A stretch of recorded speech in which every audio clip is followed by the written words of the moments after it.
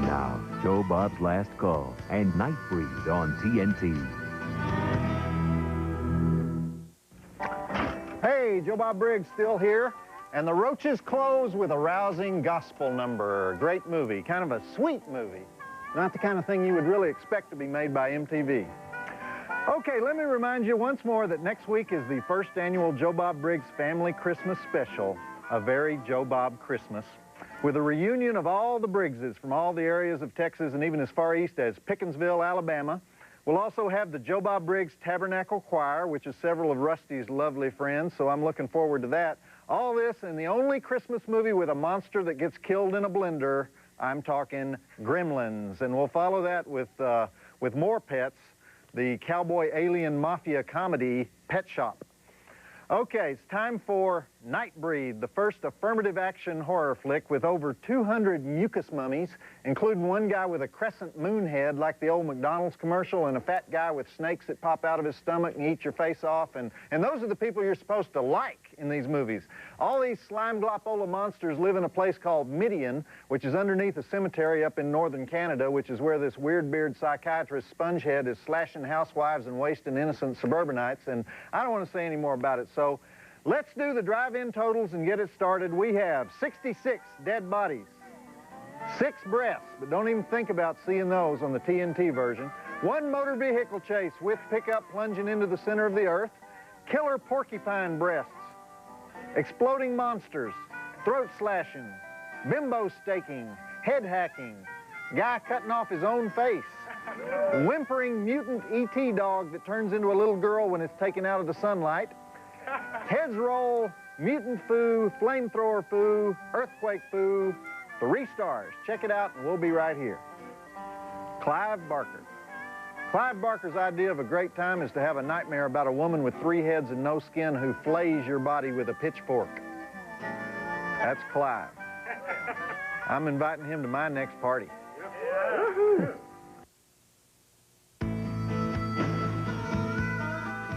Back to Joe Bob's Last Call and Nightbreed on TNT.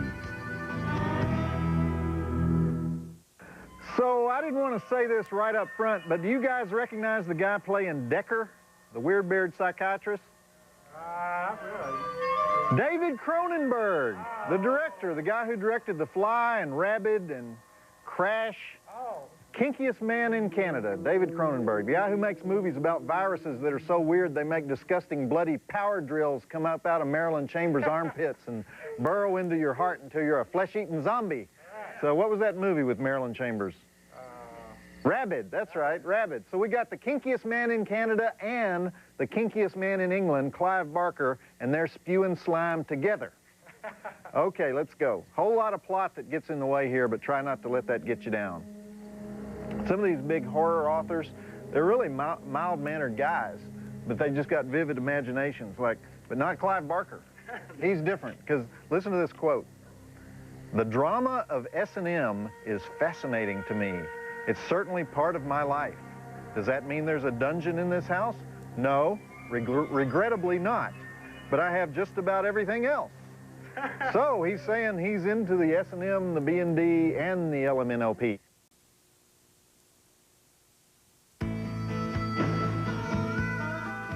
Back to Joe Bob's Last Call and Nightbreed on TNT. That little sick dog-like child creature thing kind of looks like the dying E.T., doesn't it? It's got the same eyes as E.T.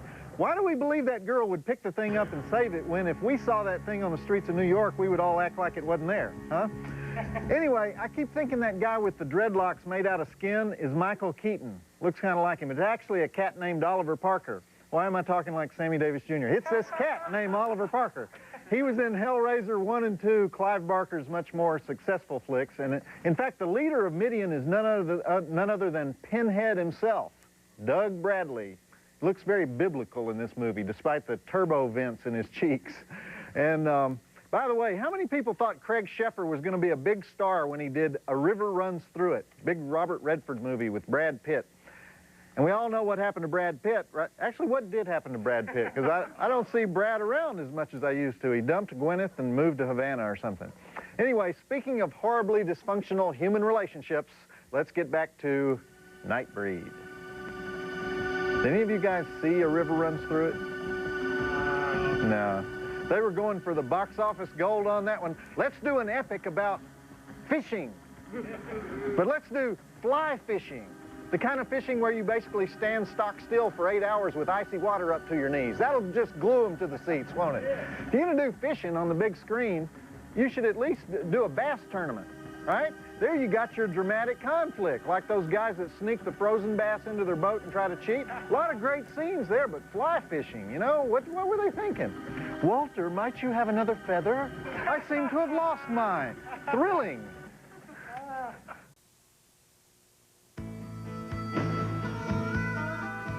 Back to Joe Bob's Last Call and Nightbreed on TNT. All right, class, here's your question for the evening. Does this movie make a lick of sense? No! No, that's correct. All right, that was the great John Agar as the old codger in the gas station who gets tortured by David Cronenberg. And John Agar was in Fort Apache and The Creature from the Black Lagoon. And for years, everybody thought John Agar was dead. And then all these younger directors started using him again. But those John Agar scenes weren't in the original script, because when Clive Barker turned in the movie, 20th Century Fox thought it was so dang hard to understand the movie that they ordered him to shoot something else that would tell people exactly who these people were in Midian. And they also have that extra scene where Babette, the dog girl, holds the girlfriend's hand and shows her the past to get a little more exposition in there. So now it's all crystal clear, right? You see, what happened is there are all these monsters. They live underground in an abandoned cemetery in rural Canada. And the reason we're going there is I had it just a minute ago. I really had figured it out. Give me one more segment, and I'll have the whole thing figured out. Oh, I know it. No, that's not it. Okay, back to the flick. Is Craig Sheffer a monster, or isn't he a monster? Was he a human who turned into a monster, or a monster that looked like a human, or is he deciding whether to be a human or a monster at the present? Get Clive on the phone. We need to shoot a couple more scenes.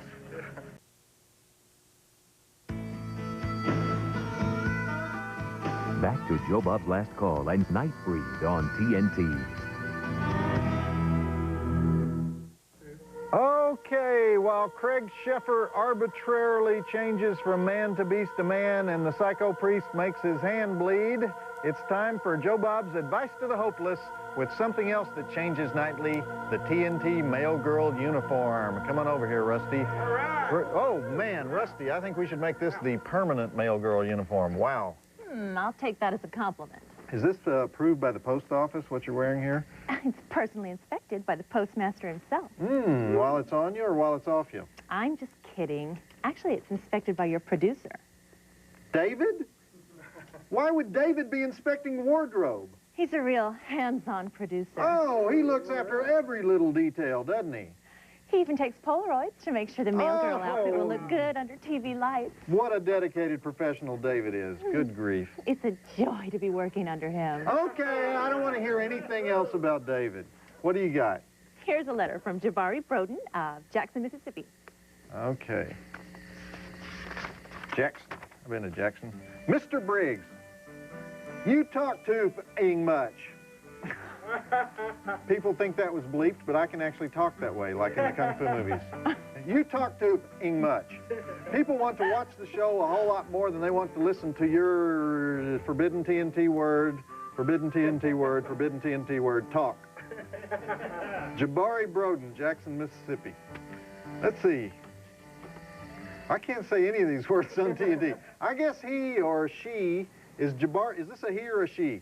I guess when Jabari says the show, Jabari means the movie, because that's what we're going to, the show, right? But let me just point out, Jabari, that I may be this first thing that you called me here in the letter, but I'm not the second thing.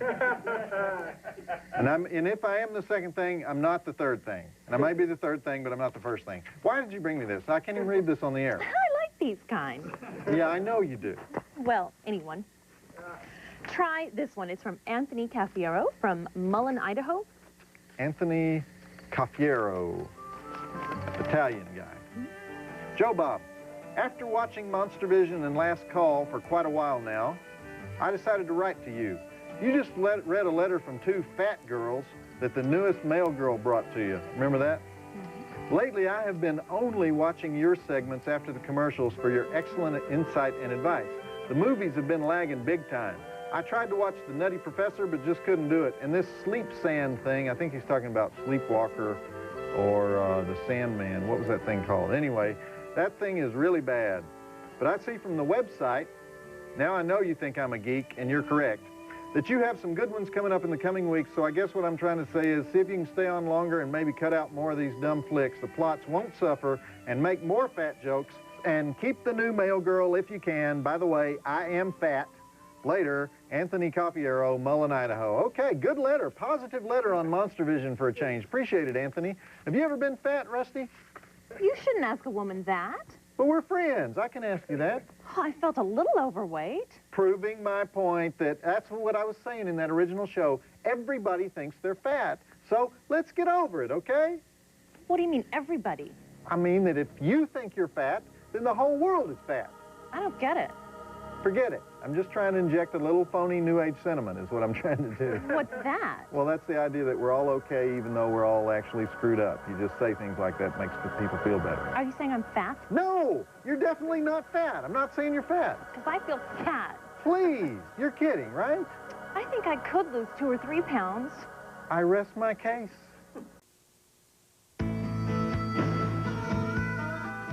Back to Joe Bob's Last Call and Nightbreed on TNT. Well, that doctor who took Craig Sheffer's pulse was certainly convincing, wasn't he? Wonder whose brother-in-law he was. Okay, does anybody know what's going on? Isn't this just a classic example of way too much plot getting in the way of the story? The monsters explode if they go out in the sun, but they have a special car with tinted windows so they can go down to the police station and kick butt. And David Cronenberg is a serial killer, and I guess we're supposed to think that he did all those crimes and blamed them on Craig Sheffer, but Craig Sheffer seems like he's into it. He wants to be a serial killer, but only sometimes. And what's in it for the girlfriend? She's hanging, this is several steps beyond herpes she's dealing with here. You know what I'm saying? Well, that's okay. Even though you look like a freak at the state fair and you might devour me like a French fry at any moment, I still love you and I want to be with you. And how about that police inspector? Well, at least we lopped off that loose end. Okay, let's get back to it. Maybe it'll make more sense if we just hang in there a little longer. Remember that movie, The Monster Club, with Vincent Price? Same idea as this movie, but with comedy and cheesy effects. So instead of living underneath a cemetery, the monsters had a little nightclub. That movie didn't make sense either, but you didn't care.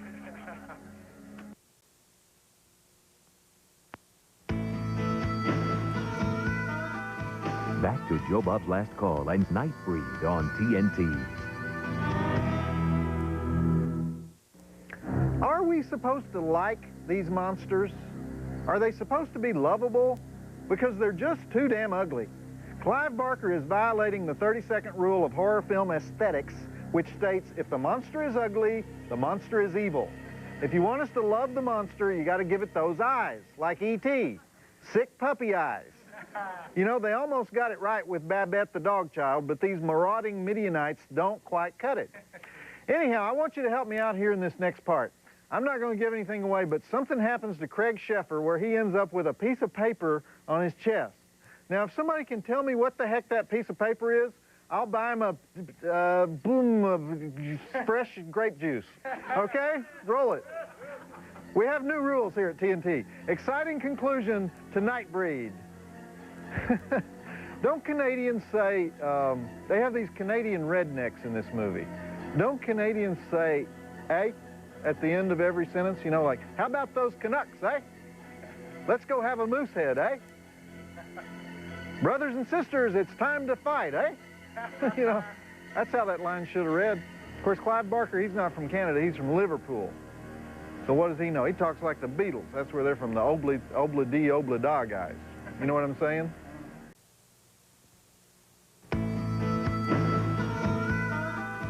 Back to Joe Bob's Last Call and Nightbreed on TNT. So is Craig big chef are alive now? Is he a human being? I don't get that. He gets bitten by the intestine head, shot up by some Nazi cops, stabbed by his shrink, turned into a pus-faced freak, but now everything's okay? And what did that big octopus monster tell him at the end? You are no longer Boon, you are Kahaha. Who's Kahaha? Anyhow, I'm not going to dwell on that because I want to remind you that next week is the first annual Joe Bob Briggs Family Christmas Special, A Very Joe Bob Christmas, in which I'll be having a reunion of my extended family right here on the air, including the various branches of the family from East Texas, West Texas, South Texas, and we'll also have the Joe Bob Briggs Tabernacle Choir. I auditioned every member of it personally. They look great in their little outfits, if you know what I mean, and I think you do. And we'll be showing the Happy Christmas movie Gremlins, along with the cowboy alien mafia comedy classic Pet Shop. So that's it for me, Joe Bob Briggs, reminding you that you can't trust a dog to watch your food. Hey, did you guys watch when we had that Kennedy documentary on a couple weeks ago? I watched that again because I love that thing so much, and I wanted to, I'm going to get a little serious here, but remember when everybody used to talk about all the amazing Kennedy-Lincoln parallels, right, and they would engrave them on those plates and everything? Well, I was looking back over them this week, and I think we could all stand to be reminded of these things every once in a while, because remember these? I hadn't heard these in a long time. Abraham Lincoln was elected to Congress in 1846. John F. Kennedy was elected to Congress in 1946.